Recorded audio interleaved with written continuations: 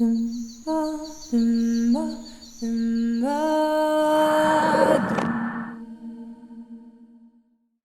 peinture. C'est difficile, hein, non, c'est vraiment c'est de la peinture, tout ce qu'il y a de plus classique. Enfin, classique, non. Mais bon, peinture abstraite, grand format. Ça serait très difficile. C'est une question de. euh, j'ai de moins en moins envie d'anecdotes. Je viens du figuratif. Enfant, comme ceux qui aiment bien ça, je dessinais. Donc, je dessinais de façon figurative. Je recopiais. J'essayais de reproduire ce que je voyais. Mais ça, c'est un processus assez long. J'ai pas toujours été abstraite. Il y a des gens qui sont abstraits depuis le début. Moi, pas toujours. Mais j'ai toujours eu le besoin d'abstractifier, de pas être premier degré dans la représentation. Et donc voilà, c'est une question de goût, d'affinité, mais ça s'est fait lentement, ça s'est fait assez progressivement, l'arrivée de l'abstraction. Et je dirais que je suis une fausse abstraite, justement, parce que j'ai toujours un, un point de départ ou dans la tête qui est réel, qui part de la réalité, soit de choses personnelles, intimes. Donc pour ça que je dis que je suis pas une abstraite pure, quoi. Voilà. Il faut un point de départ. Il faut un point de départ, c'est tout. Et un point de départ personnel, parce que sinon, mais ça peut être la toile d'avant qui donne envie d'en faire une autre, ça peut être le choix de couleur, enfin, non, ça c'est très très varié. Mais, mais voilà, le point de départ est concret. Il est toujours concret, ne serait-ce que parce que la peinture, c'est quand même concret, physique.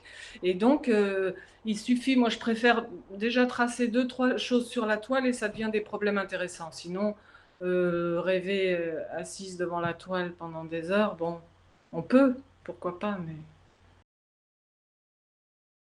En fait, alors je n'ai pas fait d'école d'art, donc en ce sens, je suis autodidacte aussi.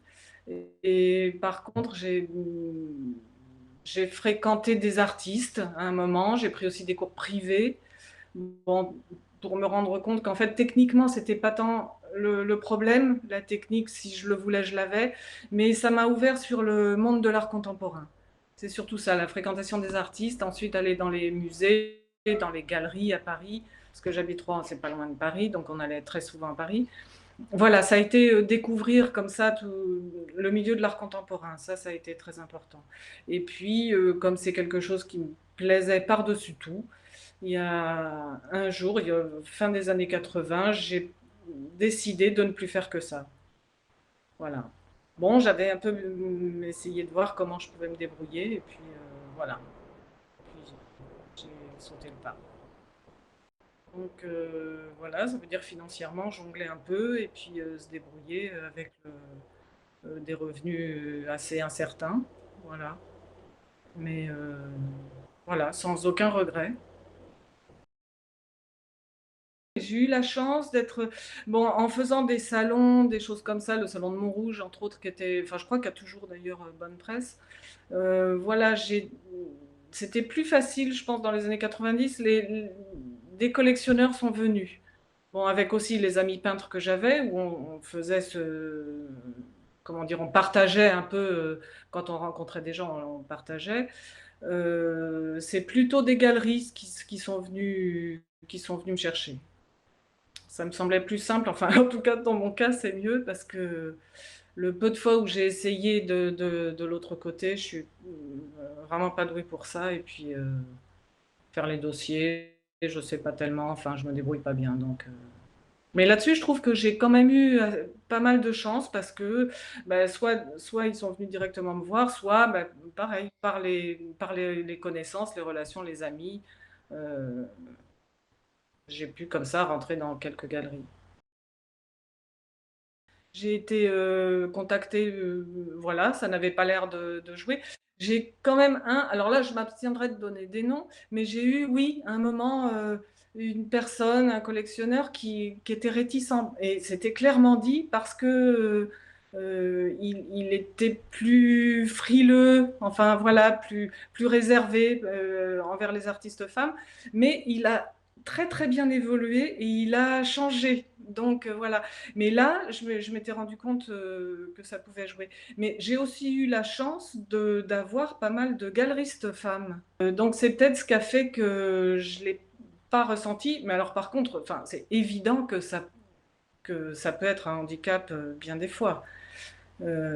Parce que voilà, peut-être par les galeries qui m'ont pas contacté, voilà, de toute façon.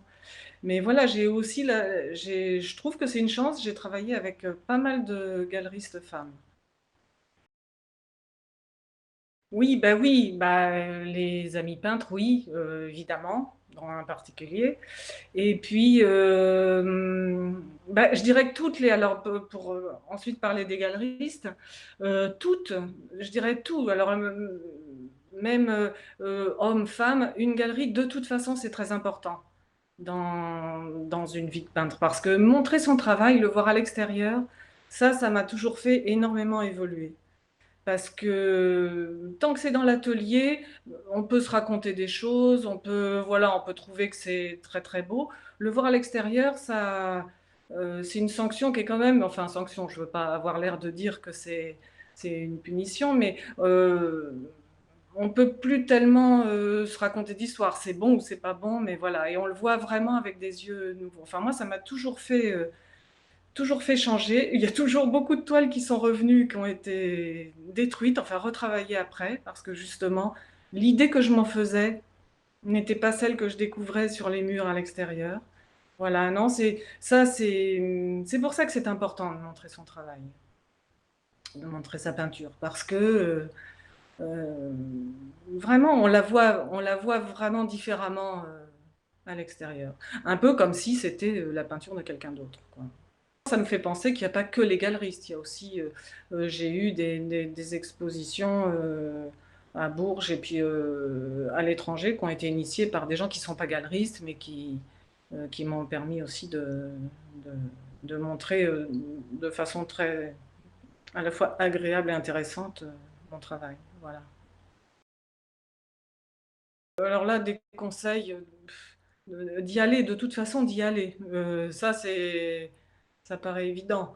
Et puis, c'est compliqué. Moi, je suis pas tellement, n'ayant pas été au contact des jeunes, euh, c'est difficile, je serais tentée de dire, d'essayer de suivre son propre parcours et de ne pas chercher à coller au marché, mais en même temps, enfin, voilà, faut vivre. Bon, voilà, je sais pas. En tout cas, de surtout pas les décourager, au contraire, d'encourager et d'essayer de faire en sorte qu'ils trouvent leur propre voie quand même, parce que ça, c'est quand même très agréable d'arriver à faire ce qu'on a envie de faire. J'ai vraiment l'intuition que c'est à contre-courant, que c'est quelque chose de très long. C'est quelque chose qui demande, voilà, il faut en passer par des phases difficiles. C'est quelque chose qui prend beaucoup de temps, qui prend beaucoup de temps, mais qui est ponctué de plein de plaisirs, hein. On rate, mais bon, il y a aussi des réussites, enfin heureusement, mais voilà. Accepter ce qu'on découvre, en fin de compte. Accepter ce qu'on découvre. Parce on a beau prendre des tas de chemins différents, il y a des choses immuables. C'est plus de l'ordre de la constatation que, que de quelque chose de volontaire, que d'un acte volontaire, hein. Il y a des choses qu'on constate et après on fait avec ça. Mais- Alors en ce moment, j'ai une expo de groupe avec deux autres femmes artistes à la tannerie à Bégard. Donc ça, c'est en ce moment, tout le mois d'août, et même ça va jusqu'en septembre.